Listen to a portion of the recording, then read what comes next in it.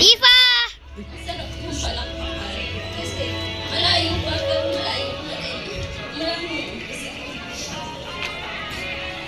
Siguro, masaya rin ako kasi Bibidyoan na kita. may mga makakasama na kayo hanggang sa Sa Adria, Lu, meron na. cheers, tea, smile, smile, smile. Yun na lang. Kasi wag. Hindi man.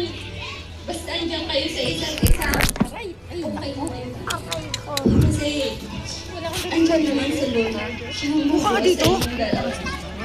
Tsaka, kahit saan ako mapunta. Hindi ko lang ako. Isang tawag lang. Hindi ko ako palagi. Malam mo lang ako.